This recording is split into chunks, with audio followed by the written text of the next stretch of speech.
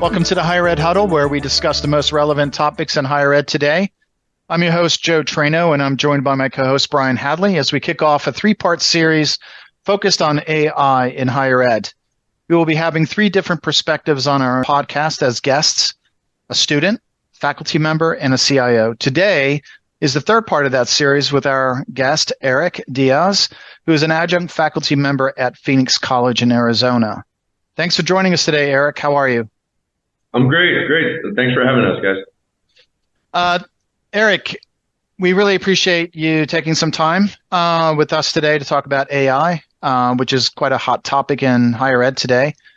And I thought we could start with learning a little bit more about who you are and what you do. So maybe just start there and tell us a little bit about who Eric is. Yeah, sure, definitely. So basically, I've run an advertising agency for the last 12 years. Two offices, one in Columbus, Ohio, and the other in Phoenix, Arizona. From this, really, I've kind of done a few other things that are pretty similar, and some that are a little bit less similar. Basically, I've got some businesses, real estate business, as well as also have data analytics, business intelligence software that kind of works hand in hand with my software agency. And the other thing I do that I really enjoy doing is teaching at Phoenix College. So yeah, a number of things that kind of keep me close to AI and very relevant in the advertising world. And has become very, very discussed, as you mentioned before, in just conversations we have with clients, partners, and just in our daily thinking as we think about 2024 and beyond. Cool. Thanks, Eric. You mentioned your experience teaching. I'm wondering if you can share with us what your experience has been thus far with AI at Phoenix College. Yeah, absolutely. So right around the time that the big announcement came out about how Google is very worried about ChatGPT and what, all the things that just started kind of like a domino effect. Right around then, I want to say a month or so later, we got an email just basically saying that, hey, we're aware of, what's going on with AI. We're going to be addressing, we'll have information as soon as we have a little bit better sense of how we want to use it or how we want to moderate it. Since then, there's been a couple of discussions that we've had. One of them was kind of like, mandates is saying like, what was the school's policy on AI, and it's a little bit early. It's just basically saying that it's kind of up to the professor to suggest how they would want to use it, but they didn't have, it's not a definite yes or a definite no. It's kind of a case by case situation about how professors should use AI. I think also there was a second communication, was like kind of a separate conversation, was a meeting they had with adjuncts, professors, other employees of the school. They brought together was just to chat openly about how it's being used, what were students saying about it, were they concerned about cheating or other ethical concerns, and that also spurred another virtual meeting where basically a lot of people shared a lot of best practices, which I think was probably the most valuable that I've seen so far. Was basically people saying like, how are you addressing it? What have you found so far?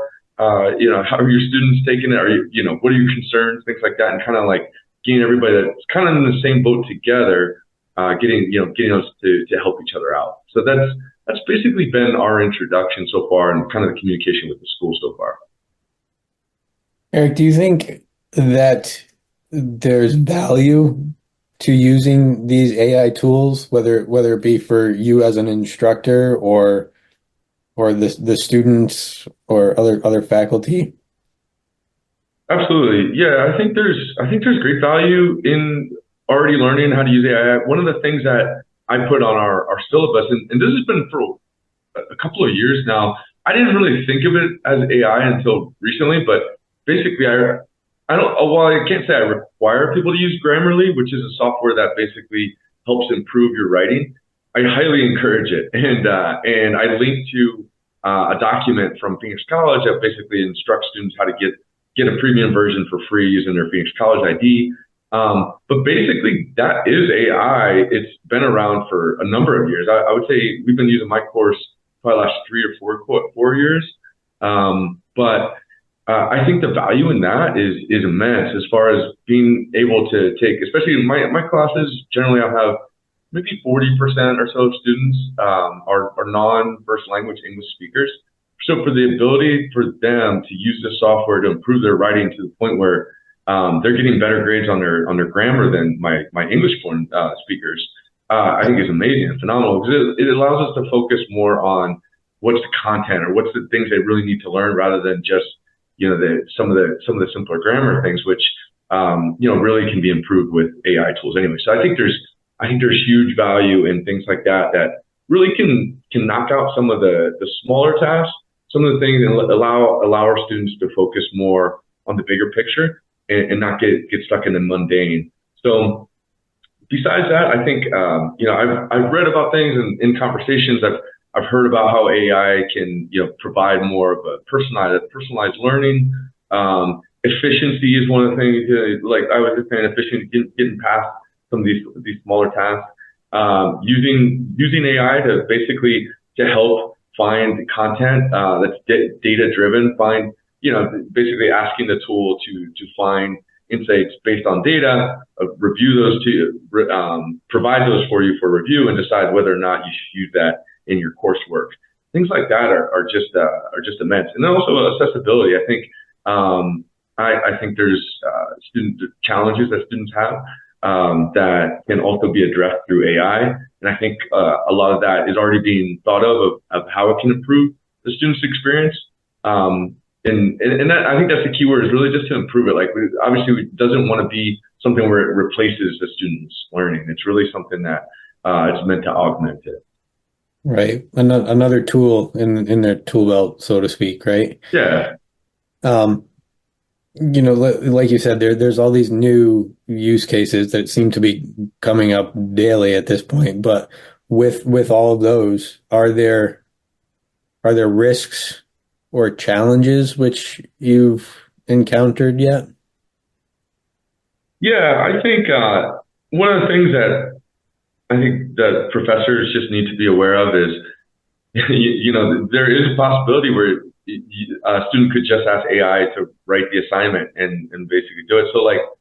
So just have to be really aware of, how you're asking how you're making your assignment, to see, is this, what's the outcome that you want? And if a student were to get this, is it better off for them to use AI to basically complete the assignment, which probably isn't what your goal is for the class. Your goal is probably to get them to learn the content that, what is in that specific course assignment. So it's really trying to kind of rethinking, how do I make this assignment so that the student can learn, but also use the augmented tools that they're going to be using more and more in their everyday lives anyway. So when if they see something that, like I'll go back to the Grammarly example. You have to know that tools like that are going to become even more prevalent, and grading for grammar is going to be less of a thing, because I think a lot of that's just going to be built into every tool that comes out. So you just have to really think about, like, how are you going to get your coursework completed and make sure that you're getting I guess the quality that you're looking for. So quality control is kind of the best word for that challenge. I think also ethical concerns, and we always hear about AI and ethical concerns, data privacy. I think the content that's being shared is basically being shared for the greater good of growing AI and growing the user, growing the general information database. So you have to know, if you're sharing information with ChatGPT or something similar, that information is basically going to be out there. So there's definitely some ethical concerns, because just depending on what the assignment might be, there might, sometimes I know I ask for some things that can involve a personal nature. So if that's being used in conjunction with like a ChatGPT or something, you have to know that that information can be public, and you may not want it to be. So just have to think about things like that. It's a really a new reality. So there's a number of things like that all professors and all educators have to think about before they implement it.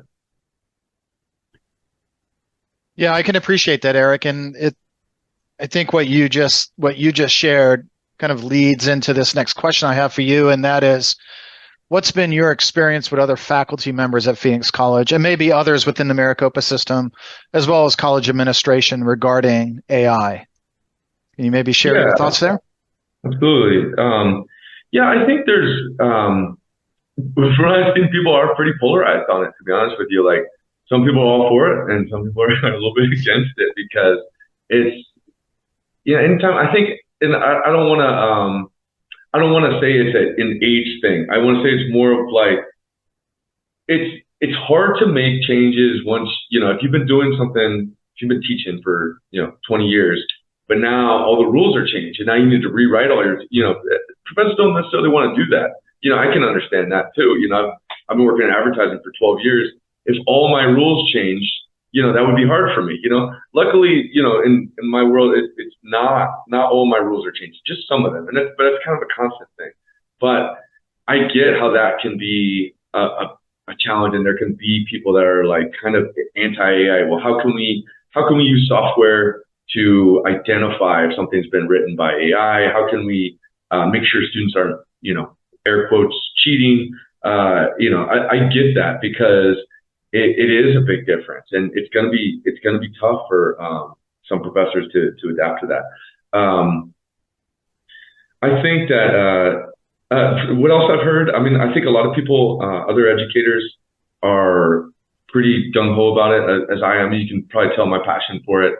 I just think, in my workplace, I've seen the benefits of it. I have content creators that I need to task them with writing copy or coming up with headlines or social media posts.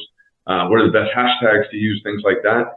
A lot of those things are being replaced by AI right now. And I don't want to say fully replaced, but they're being augmented, right? It's like, hey, I need 10 headlines, well, here's 10 headlines. I only took, 15 seconds, from ChatGPT. So that same kind of thing, what I do with my coursework is I have the same functionality, or same type of assignment. So for my students, I also, we're all fully aware that it's going to be used for those types of assignments. And from other educators, I've been hearing some of the ones that, I've been doing it for less time, 5 years or less typically, have been adapting quicker. And basically I was getting good insights from them as far as like how they're using it so far. What are the assignments that they're doing to increase the use of AI and make people aware of it. I think a lot of it, like, it's still so new. A lot of it was like, hey, let's just give them a very basic, I guess, question, which can be used. AI can be used to augment it, and just to give them some training, make sure they can log into their account, some things like that. Because not all students, necessarily, I should mention this in the challenges, but as far as accessibility, not all students, are necessarily exposed to it. Like, we kind of make the assumption that, and I know I've done it too, like all students, all 20-year-olds are using ChatGPT, but it's really not the case. And a lot of times, from the feedback I've gotten from students and I've heard from other professors, is that sometimes their assignments are the first time that that the students are actually using ChatGPT. So it's actually been helpful for them to get that intro and do it in a learning experience like a class. So yeah, again, polarized. What I'm seeing is some far left, far right. And I think we'll get closer to the middle as to how we all use it for our courses. Thanks, Eric. That's kind of cool perspective to hear from you. You started talking a little bit about what other professors, other faculty are doing kind of in their courses. For institutions as a whole, do you think that there's something that they can do, to start to prepare themselves for this? We're kind of at the beginning stages here, but to prepare the institution for what's coming, where do they even get started? Yeah. So that's a great question. I think a lot of it is just reading about it. I mean, so like right now, just in August, Harvard Business Review and Stanford began posting a lot of content on AI and how educational institutions should start to learn about it or be prepared for it. I think some of the things I'll list out are training. So investing in training. There's courses I think that are for free online that can be for educators. There's probably other things that could be higher quality that are paid as well. But I think training on AI is something that would be really important. I think consulting with experts in the field. I mean, it's such a new thing that who's really an expert these days. But I think there are some thought leaders in the place that or in every region, whether you're in New York or LA, there's going to be some experts in that area, and having somebody that can provide either a session or any kind of I guess learning model that the school can use to kind of give training and kind of take it from experts that are in the field, or maybe using something that's off the shelf. Maybe there's a webinar or something that can be shared and kind of introduce the professors to how they could be using it. I think also, I think one of the things that our school did was guidelines. So they established ethical guidelines, basically just developed a policy. So rather than having everybody, all the teachers kind of came up with these on their own, they came up with these policies. They set it in writing about what can and cannot be done, even though a lot of it is a little bit vague at this point. But at least it's the beginning. It's something that's obviously gonna evolve over time as well. And I think the final thing I'll mention as far as that for institutions is piloting programs. So doing some types of small scale AI implementations and seeing what the effectiveness of that and what was the students' results from that. Was it well received? Was it not well received? And then just iterate from there. So yeah, I think training, consulting with experts, setting guidelines, and then piloting programs would be the main things. And some of that is from there's a great article from the HBR Harvard Business Review about basically how to prepare for the generation AI future. A lot to look forward to. As we kind of come towards the end of our recording here, anything else on your mind that you want to share about AI before we wrap up? Yeah, I think that I think the final thing I'd say is that for all professions, the ones especially in the creative space, that's like my world a bit. I think there's that industry is going to be very receptive to it, and they're already doing it. It's copyrighted already. If they haven't set it up as a policy in their practice, the copywriters are probably already doing it to expedite their work and do better work. So some of those things are already happening, and so I think retroactively, some of the workplaces like that, in the professional services field are going to be set up more and more. I think I've seen just from going to AI presentations and things like that, there's a lot of niche products being developed.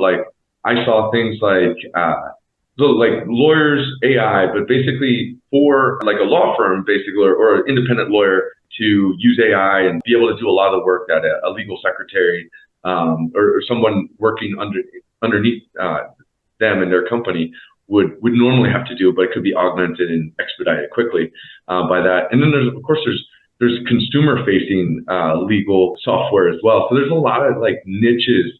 I mean, talking about thousands and thousands of niches that are going to pop up for what AI can do very specifically in their world. I think. Oh, and then one of the other things I wanted to mention was that, I saw an article, I think it was last week, New York Times, and it was about basically doctors. AI is probably coming for your job too, and it was more. It was kind of a joke title, but it was basically saying that yes, even doctors and even some of the high level industries that we may not think are going to be impacted by AI immediately are going to be impacted eventually. So I thought that was an eye opener for me, and I think yes, there's a million articles a day about AI, so it's hard to figure out which ones you should read. So I tend to just I tend to focus on one publication I really like, and then scoop one article or a couple articles a week from them. Is kind of my approach to it. But or else you're gonna get too much involved in the weeds, and obviously then it's gonna evolve a month from now, and a lot of that news you just read is gonna keep changing. So anyway, it's a fun time, but I think it's a good time to be a professor and kind of be able to adapt to it and bring that to our students. Awesome. Well said. Very well said. Yeah, it's an exciting time. It's maybe for some a frightening time, but I'm glad we're here to witness it. Eric, we really appreciate you taking the time to talk with Joe and myself today and kind of sharing your insights on AI from that faculty perspective. So thank you. Listeners, you can find our podcast on SoundCloud, Spotify, Google, and Apple. Check back next month for another great topic with Joe and another great guest. Until then, stay well.